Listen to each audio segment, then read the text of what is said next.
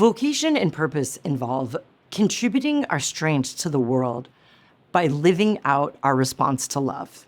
When you think about people who are purposeful, you might think of someone like Mother Teresa. Her purpose was to serve the poor of Calcutta. She lived in poverty with those she served and is recognized as a saint by the Catholic Church.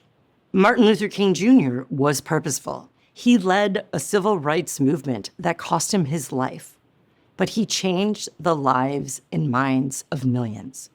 In my own life, I see my work at the Thrive Center as central to my purpose. But I'm also a mom, and I view raising my kids and hoping to help them thrive as part of my purpose and as one of my contributions to the world. Like all aspects of spirituality, purpose is multifaceted and complex. And not everyone feels like they have a purpose, one of those big, life-defining, contributive, noble goals. For many people, they find purpose in caring for others or in doing their job with dignity. In my faith tradition, I understand that I have a role in God's work in the world. In the Hindu tradition, one might meditate for self-understanding and a dharma, or one's life work. My mentor, Bill Damon, who has researched this topic of purpose extensively, defines 3 components of purpose.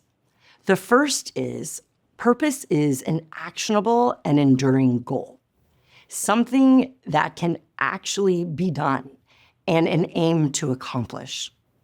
Second, this goal needs to be personally meaningful and aligned to your strengths and your skills and natural proclivities.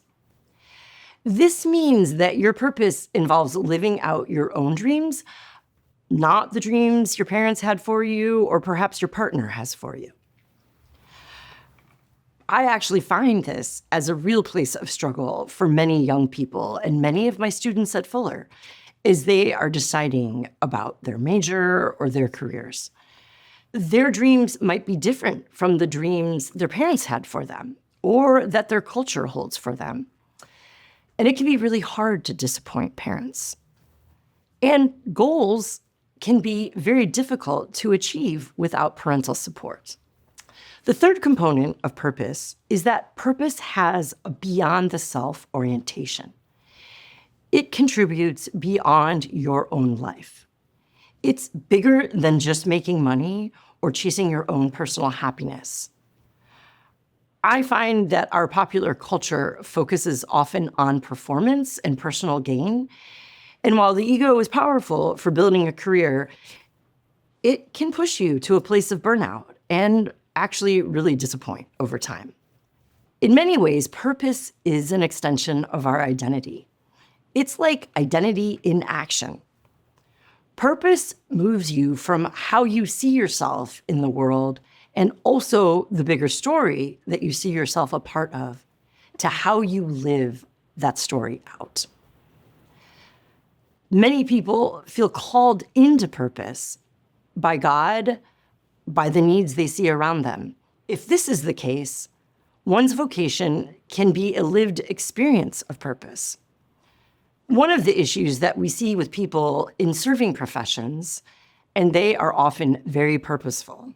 Think pastors, therapists, missionaries, frontline workers, and nurses. These people often experience very high degrees of burnout. I want to note, the calling on our lives isn't meant to suck the joy out of our lives. So finding rhythms of rest and even celebration is part of purposeful work. It's why so many religious traditions have Sabbath or periods of rest in their calendars. Psychological research affirms many wonderful benefits that come from having purpose. They include everything from physical health markers to higher rates of life satisfaction. People stick with their jobs longer. Kids stay in school longer when they have a sense of purpose.